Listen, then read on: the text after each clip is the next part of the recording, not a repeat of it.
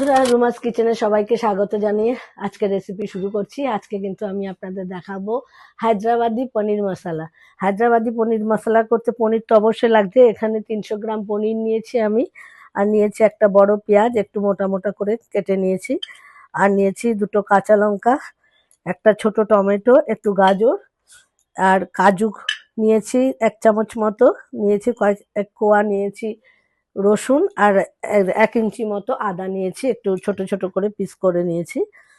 তো বন্ধুরা আমার সাথে থাকুন, দেখতে থাকুন। 3 চামচ মতো সাদা তেল দিয়ে দিয়েছি, এর সাথে আমি একটুখানি লবণ অ্যাড করে দিচ্ছি তেলের মধ্যে। তেলটা গরম হয়ে গেছে, এবার আমি পনিরগুলোকে ছেড়ে দিচ্ছি, আঁচটা কমিয়ে নিচ্ছি।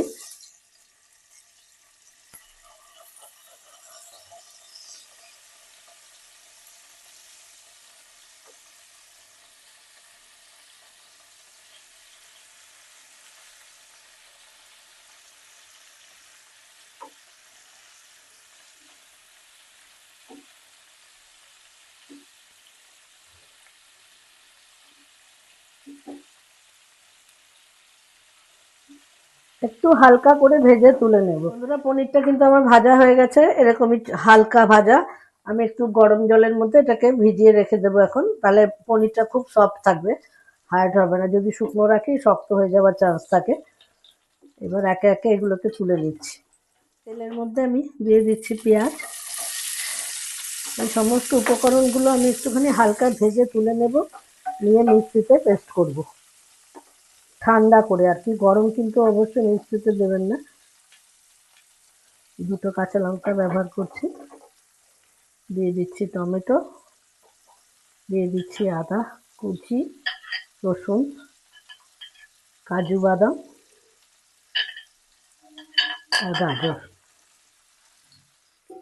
হালকা ভাজা হওয়া পর্যন্ত আমি এখানে একটা মশলা রেডি করে নিচ্ছি। দিয়ে দিচ্ছি কাশ্মীরি লাল লঙ্কা, দিয়ে দিচ্ছি জিরের গুঁড়ো, চামচ ধনে গুঁড়ো,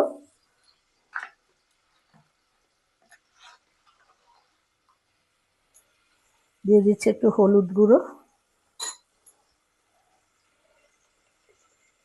দিয়ে দেবো স্বাদ মতো একটু লবণ, হাফ চামচের থেকেও কম দিলাম। এবার একটু জল দিয়ে গুলে নেব।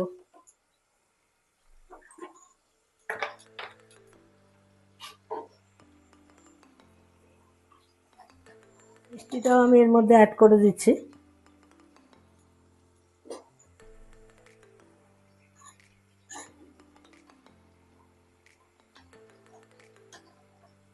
এবার এগুলো একটুখানি নাড়াচাড়া করে নেব, একটু নরম হলে নামিয়ে নেব, আর একটু হবে। মশলাগুলো আমি তেলের মধ্যে দিয়ে দিচ্ছি, প্রথমে দিতে ভুলে গেছি। এলাচ, দারচিনি, লবঙ্গ আর গোলমরিচ আর সাদা জিরা। আমার হয়ে গেছে, ঠিক এরকমই হবে ভাজাটা। তেলটা ছেঁকে আমি তুলে নিচ্ছি, তারপরে পাখার হাওয়ায় ঠান্ডা করে মিক্সিতে পেস্ট করে নেব।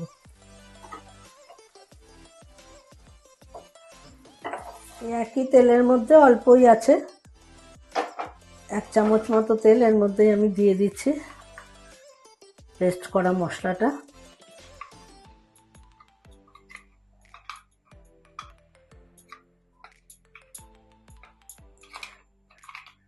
এবার তেলের মধ্যে একটু নেড়ে নিয়ে জল দিয়ে দেব।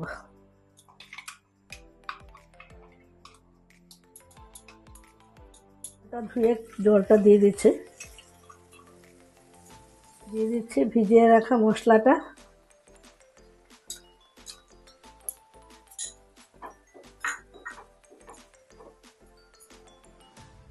এর মধ্যে দিয়ে দিচ্ছি হাফ চামচ বাটার,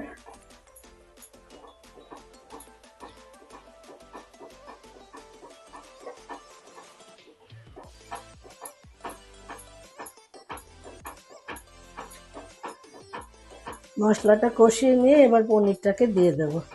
আর মশলাটা ভাজা মশলা আছে, বেশি কষাবার দরকার নেই, এরকমই থাকবে। গুঁড়ো মশলাটা দিয়েছি তাই একটু নেড়ে নিচ্ছি।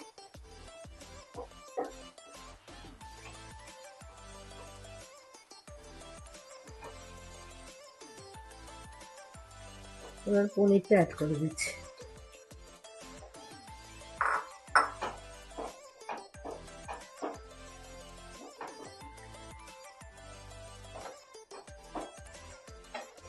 2 মিনিট রেখে আমি ওভেনটা অফ করে দেবো, একটু ফুটে উঠুক ভালোভাবে।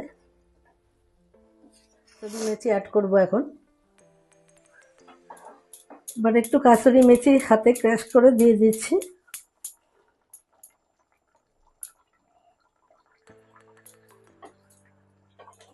ওভেনটা অফ করে দিচ্ছি, 2 মিনিট স্ট্যান্ডিং টাইমে রেখে আপনাদের সামনে সার্ভ করে দেখাচ্ছি।